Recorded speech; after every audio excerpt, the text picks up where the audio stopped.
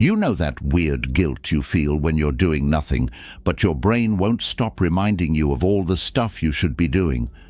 It's like your mind is at war with itself, one part begging for rest, the other screaming about responsibilities, and somehow, instead of doing either, you just freeze. You don't move, you scroll, you promise yourself just 5 more minutes, but 5 becomes 50, and suddenly the day's gone. Sound familiar? Yeah, you're not alone. But here's something no one tells you. This doesn't mean you're broken. It doesn't mean you lack discipline or motivation or ambition. It means you're overwhelmed. And when you're overwhelmed, avoidance feels safer than action. See, we tend to think of laziness as a moral flaw, something shameful. But that's a lie you've probably picked up from a world obsessed with constant productivity. The Stoics had a different take. Marcus Aurelius once said, "You don't love yourself enough. Or you'd love your nature too, and what it demands of you." Laziness isn't your nature. It's your nature resisting what doesn't align. It's your body and mind saying, "Hold on, something's off." And the more you ignore it, the louder it gets.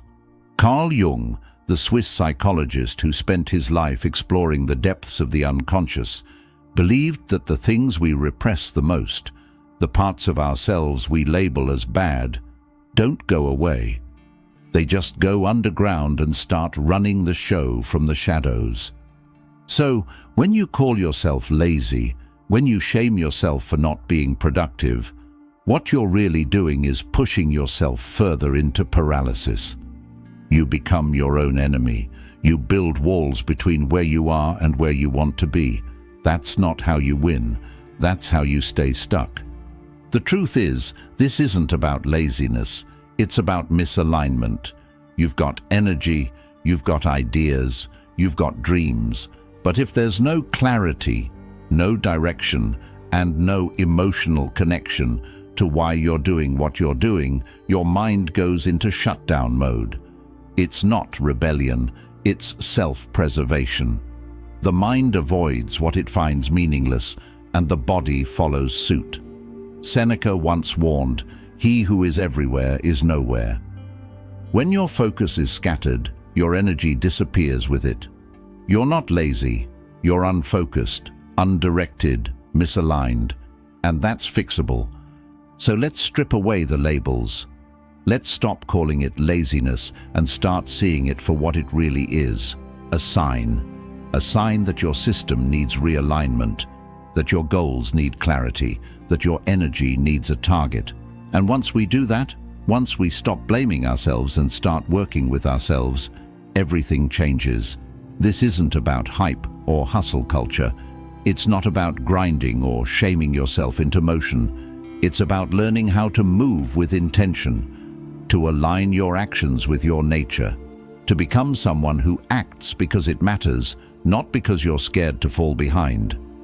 We're about to walk through 6 strategies that do just that, real tools that help you reset your rhythm, shift your mindset, and take back control. Because when you understand the real reason behind your so-called laziness, you stop fighting yourself and you start moving forward. And if you find even a little value in what we're building together here, there's one simple free way you can support it. Just hit that subscribe button. Let's get into it. 1. Stop calling yourself lazy. How often do you catch yourself saying, "I'm just lazy," almost like it's a permanent part of who you are? Most people don't even realize it, but that one sentence, it's not harmless, it's heavy, it's like branding your own forehead with defeat before you've even begun. And your mind, it takes notes.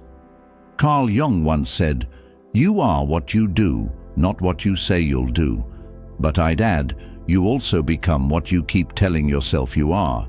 So if you keep repeating that label, don't be surprised when your actions start matching it. Your brain listens closely, and it starts building an identity around your words. Here's the truth no one told you in school. Laziness isn't a personality trait. You weren't born with it. You didn't come out of the womb deciding to hit snooze on life. What we call laziness is usually something else wearing a disguise: fear of failure, fear of starting, exhaustion, lack of clarity, burnout, resistance. Call it what it really is, and it loses its grip, but call it your identity. You just gave it power it never deserved. The Stoics had a powerful way of cutting through this kind of mental fog. Epictetus reminded us that it's not things that disturb us, but our judgments about things. The problem isn't the fact that you didn't feel like getting out of bed today. It's that you judged it as laziness, and then attached that to your sense of self. What if instead you paused and said, "I'm feeling resistance today, but I'm not defined by it"? That slight shift changes everything. Identity is a mirror. If it's cracked and distorted with self-deprecating labels, your reflection will never look strong, capable, or ready. But if you clean that mirror, remove the labels, you start seeing yourself differently. And when your self-image changes, your behavior follows. It's not magic, it's psychology. It's identity-based habit formation, and it works both ways. Keep calling yourself lazy, and you'll unconsciously act like someone who procrastinates, avoids discomfort, and settles. But flip the script. Tell yourself, "I take action, even when it's uncomfortable," and you start building proof of that in small ways, every day. You're not lazy, you're not broken, you've just picked up a label that doesn't belong to you, and it's time to set it down. So the next time that voice creeps in, challenging your worth, ask yourself this: would I say this to a close friend? If the answer is no, then stop saying it to yourself. You're not your worst day. You're not the missed deadline, or the skipped workout, or the pile of unread emails. You're someone who's learning, growing, evolving, someone who's capable of change. And that shift, that little decision to stop calling yourself lazy, it's not just a feel-good affirmation, it's the first domino, because when your self-talk changes, your mindset follows. And when your mindset changes, your actions do too. Change your words, and you start changing your life. Simple as that. 2. Clarity kills procrastination. Have you ever opened your laptop to get things done, only to stare blankly at the screen, suddenly unsure what done even means? You check your to-do list, scroll for a bit, maybe reorganize your desktop for the 10th time this week, and before you know it, an hour's gone, and nothing's moved forward. Sound familiar? That's not laziness, that's confusion in disguise. Most people aren't unmotivated, they're unfocused.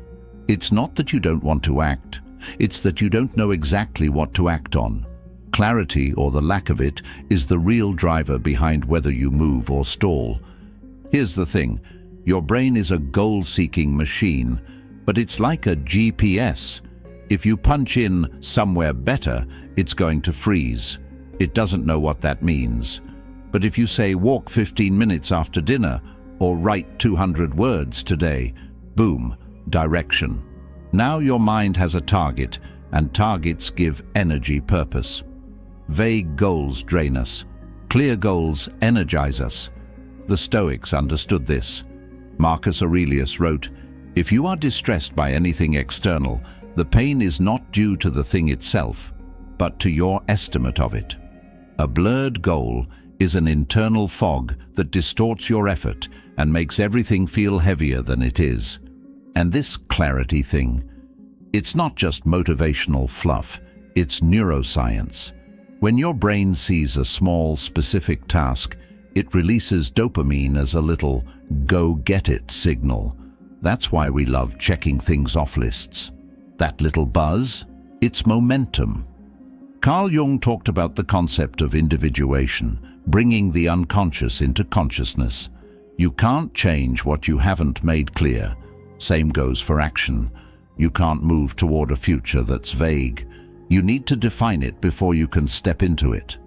Think about the difference between saying, "I want to be productive," versus, "I'm going to clean the kitchen counter right now." One feels like pressure, the other feels like progress. The key: break your big, scary intentions into micro moves. Forget "get in shape." Say, "I'll fill up my water bottle and do 5 squats." Forget "write a book." Say, "I'll write 1 paragraph about what I'm feeling today." When the path looks clear, even small steps feel powerful. And don't fall for the trap of thinking small means insignificant. The Stoics valued steady, deliberate progress over grand gestures. Seneca reminded us, "It is not because things are difficult that we do not dare. It is because we do not dare that they are difficult." When you avoid defining your goal, it grows in your mind until it feels unmanageable. But when you dare to define it, even in the simplest terms, you shrink that monster down to size. So if you're stuck, overwhelmed, spinning your wheels, pause and ask, "Do I actually know what I'm trying to do?" If not, get laser clear.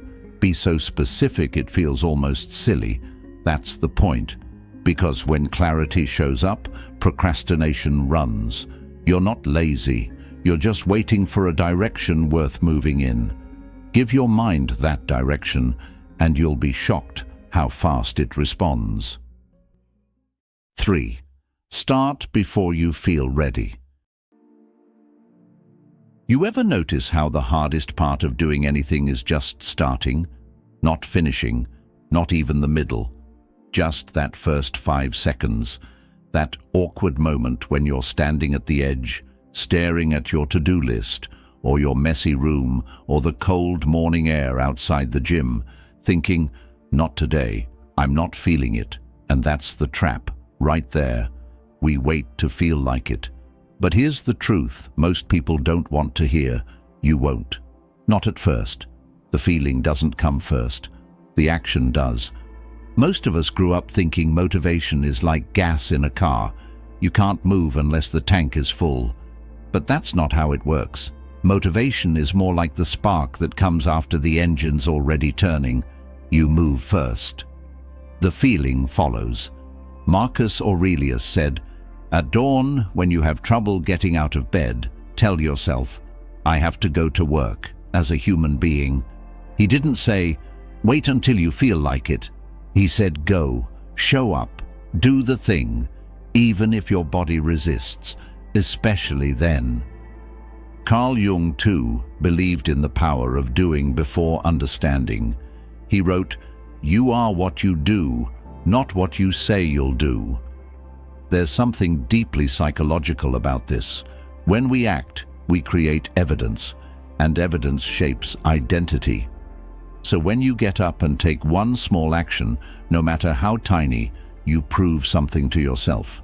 You show your brain, "I am someone who moves, even when I don't want to." That shift, that proof, is how motivation is built. Think about brushing your teeth. Do you feel inspired every morning to do it? Probably not. But you do it anyway. Why? Because it's automatic. You don't negotiate with it. You don't overthink it. You just do it. That's the energy you need to bring into everything else. Action without drama. Action without the emotional debate. Because once you start, the resistance begins to melt.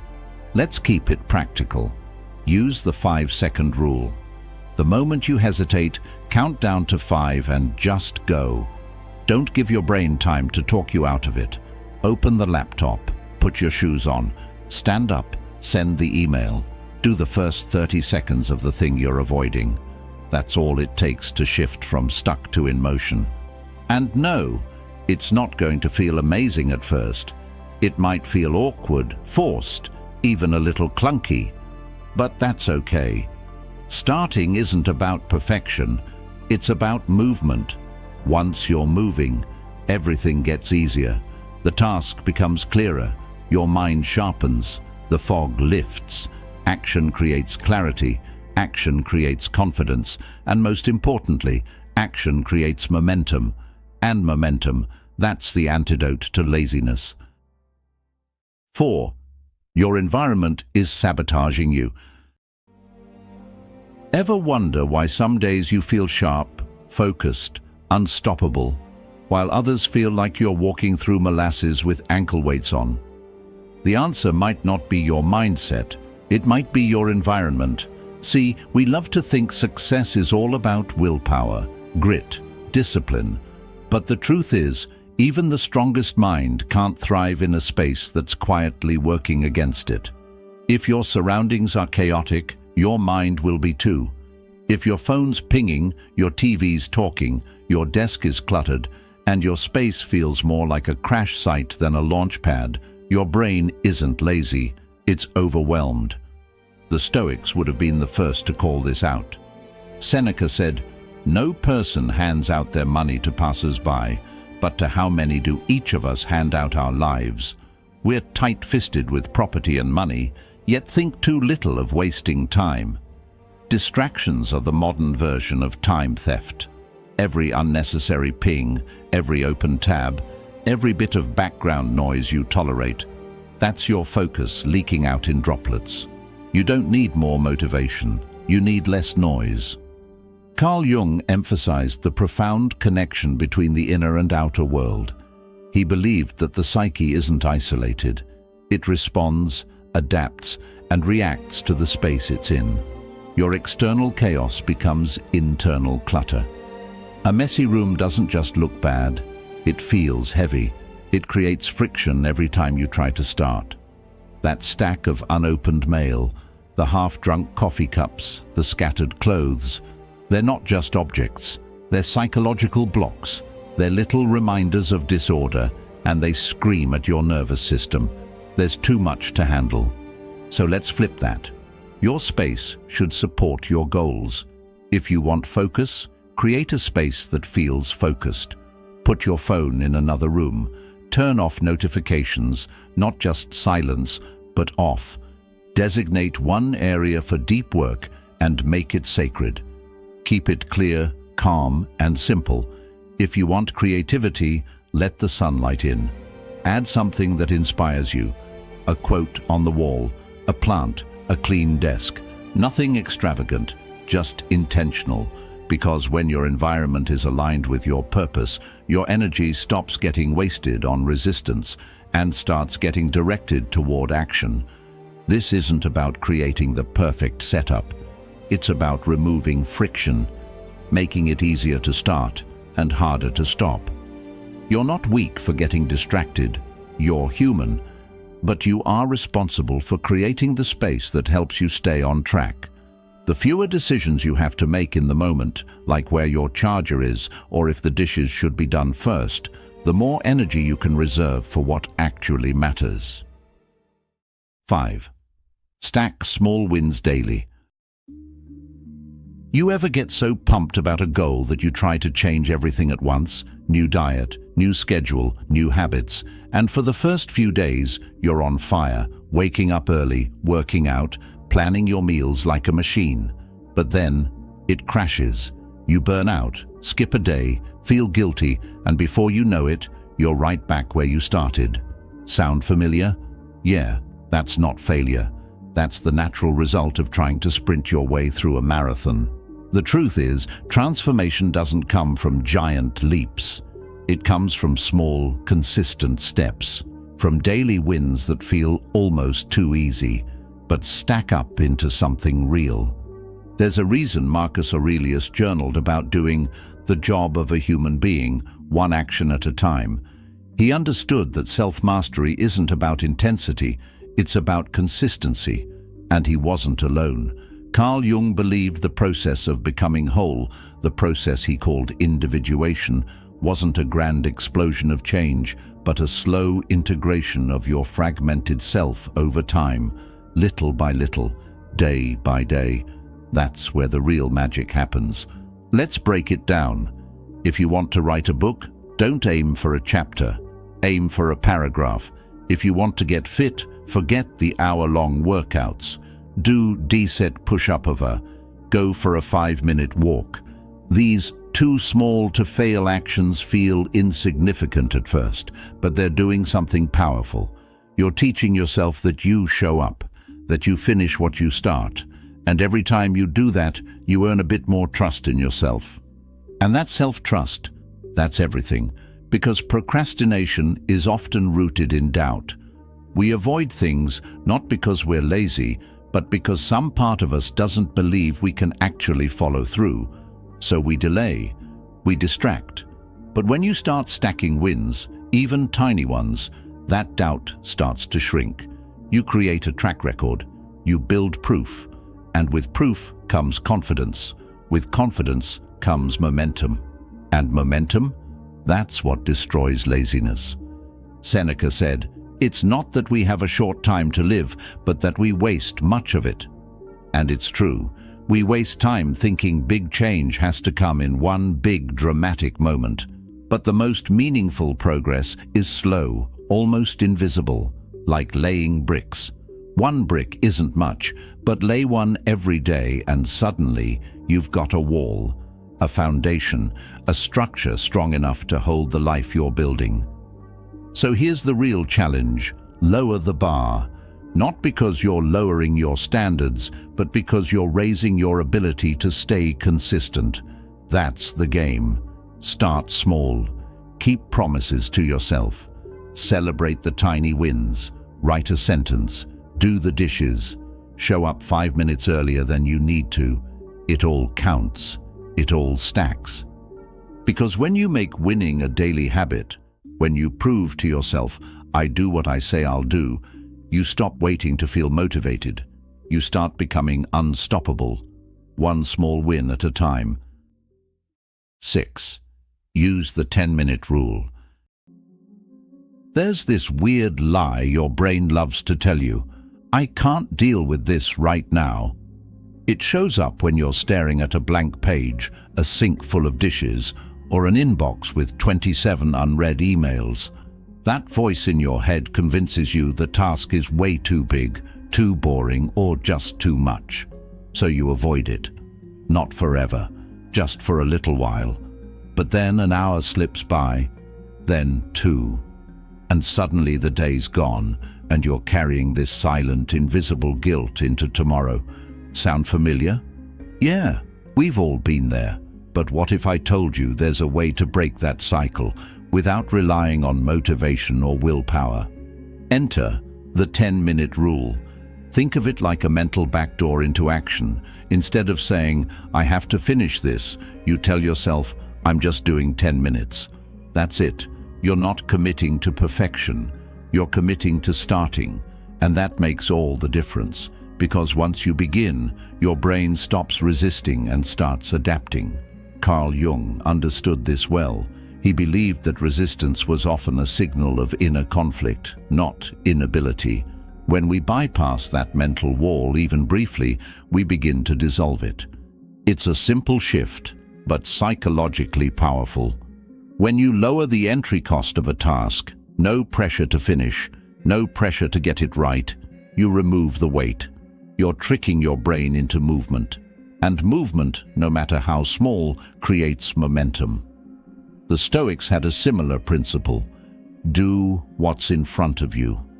Marcus Aurelius reminded himself daily, "Don't let your imagination be crushed by life as a whole. Stick with the situation at hand." That's exactly what the 10-minute rule does. It zooms your focus in on the next small step, not the whole staircase. And here's what's wild. Once you get into something, you usually don't want to stop. What felt heavy before now feels manageable. You start cleaning for 10 minutes, and suddenly you're organizing your whole kitchen. You write for 10 minutes and end up drafting a full page. That's the paradox of action. You don't feel ready until you're already doing it. The 10-minute rule just gives you a reason to begin before your excuses catch up. Let's say you're staring at a task right now, something you've been putting off for hours, days, maybe even weeks. Try this. Set a timer, 10 minutes. That's it. And tell yourself, "I don't have to finish this. I just have to show up." If you stop at 10, that's a win. You showed up. But chances are you won't, because once motion starts, resistance loses its grip. The philosopher Epictetus once said, "First say to yourself what you would be, and then do what you have to do." This rule is how you bridge that gap. You say, "I want to be someone who acts," and then, without overthinking, you act. 10 minutes is your foot in the door. It's how you go from avoidance to action, from stagnation to momentum. And in the end, it's not about how long you work. It's about proving to yourself that you can. Somewhere along the way, we started believing that productivity is a personality trait, that some people are just wired for success, for hustle, for endless output, while the rest of us are just lazy. But that idea, it's not just wrong, it's toxic. Because the truth is, no one wakes up automatically disciplined. No one is born knowing how to beat resistance, overcome procrastination, or master their habits. These are skills, not genetics. They're forged in the small, quiet moments, the ones where you decide to try, even when it's easier not to. Laziness isn't a curse, it's a messenger, a signal from your inner life that something's off. You're misaligned, you're unclear, you're tired, you're scared, and that's okay. But it's also a sign that it's time to shift, to listen. As Marcus Aurelius put it, you have power over your mind, not outside events. Realize this, and you will find strength. The power has always been in you, not in the perfect routine, not in waiting for motivation, but in taking one small, imperfect step toward something better. So start small, one shift in thinking, one task done today that you avoided yesterday, one drawer cleaned, one page written, one apology made, one 10-minute push past resistance. Don't underestimate these little efforts, because they stack, they build momentum, and momentum is what moves mountains. Carl Jung believed that the greatest changes begin not with big declarations, but with a conscious confrontation of what we've ignored within ourselves. Every time you choose action over avoidance, you're rewriting your internal narrative.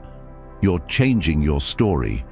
And look, this isn't about hustle culture or chasing perfection. It's about regaining your rhythm. It's about living intentionally instead of letting the days blur by in a fog of maybe tomorrow. You don't have to sprint. You don't have to impress anyone. You just have to move.